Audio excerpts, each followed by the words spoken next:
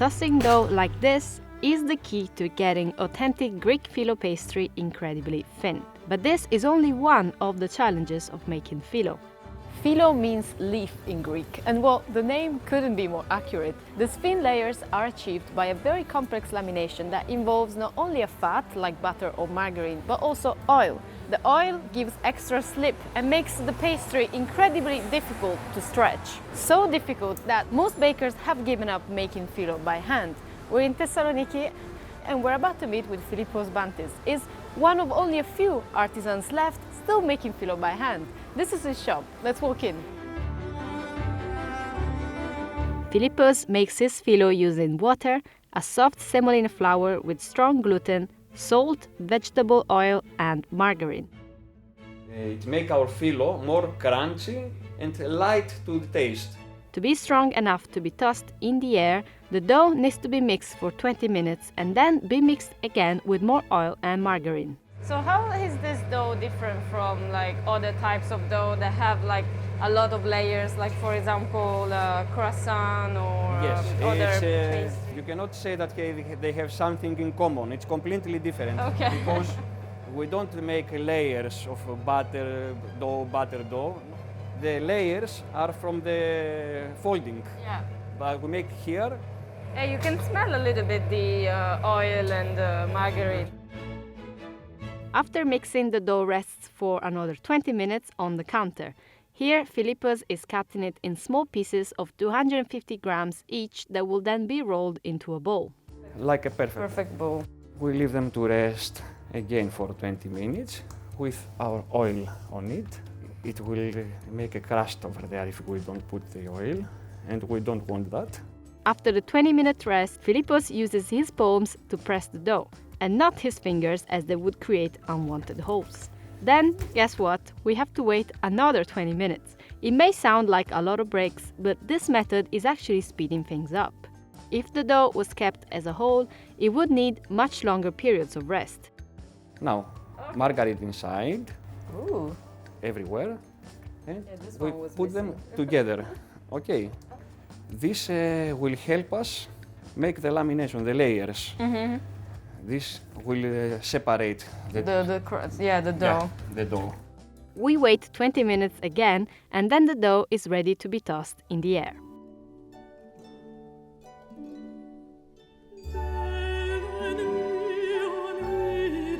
Can you go a step back? Thank you very much.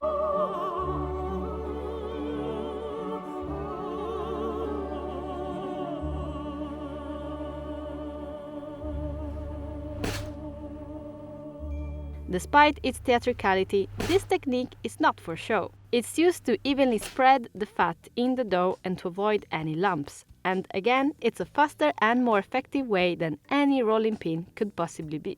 So, should I give it a try? Tossing out phyllo in the air reminded me a bit of tossing pizza dough.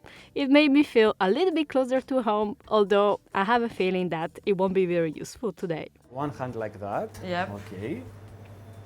And the other hand like that, here. No. Take it like that? Yeah. Okay. Now, there and there. Oof, like that. Here. No. No. This side stays up, okay? Yeah. You will not... Ah, okay, I see, yeah. Take that. The finger Here. So, here. I see, so you don't want to flip it, it's No, just no, really no. to give it a little bit A of little bit, and that. air. Good, very, very good. Ah. Bravo. Why is it that it doesn't break? It was all this preparation we make, and the flour that, as I told you, it's strong. Yeah. It have a strong gluten. Wow, my God, look, you Yeah. can see your hand. Ready now. If you can see your head, it's ready. Yeah, it feels very thin but strong. I don't really want to dare touching it more because I'm really scared. I'm gonna okay, break you it. can try later. Yeah. So is the cold also why Of why it course, stays yes. like that? We don't want the dough to be hot because it will break And what's the most common mistake when you do this? these edges. You need a lot of practice and experience to make them thin as in the center of the fold. This phyllo must be the same everywhere. This is the more difficult part. Of course, you must not have holes. Okay, that's I think I touched there, sorry. It's a problem that for many of us, the holes. If you don't take into account my awkward toasting technique, the right technique might still give you some holes. This can be because of the wrong preparation of the dough or the wrong temperature, especially in the summer months. In Greece, Phyllo pastry is always paired with a pie, and often the making process changes depending on which pie it is. The one Philippos is making is specific to Bougatsa, a popular breakfast pie in Thessaloniki and northern Greece. Bougatsa phyllo is one of the most complicated to make because it has to be stretched and tossed in the air as a full large sheet, whereas other pies can be stretched in individual portions. Bougatsa has been around for centuries, from the times of the Byzantine Empire. In fact, Philippos tells me that both his family and the pie came from modern-day Greece, from Cappadocia, Turkey. My grandfather came as a refugee here in 1922 and brought all the recipes that we continue to make them. This is my father, the year that opened this store in 1969. This is how they used to sell Bougatsa in the streets. This photo is in Constantinopolis, in Istanbul. The way you make phyllo is different depending on where you are in Greece. Yes, it has some difference. The most popular breakfast is in North Greece, this Bougatsa. Here in Thessaloniki, we try to make more crunch, the phyllo. In Ceres, the other town, they make the phyllo more soft. Okay. It's a little different. The giant phyllo sheet is cut in the middle and covered with more oil and margarine. Philippos then fills it with a sweet cream that he and his team make in the shop. The cream is added at room temperature, otherwise it would break the phyllo. It's now time to fold the phyllo. Each folded side has 4 layers, so there are 16 in this half. The first folded half with the cream filling goes inside the unfolded half, which creates 32 layers in total for a Bougatsa. Yeah, the dough looks super moist and humid. There's a little bit of air. We want the air inside. Yeah? It will help us to cook better inside the Bougatsa. Apart from sweet cream Bougatsa, you can also enjoy it as a savory pie with local cheese, spinach or meat.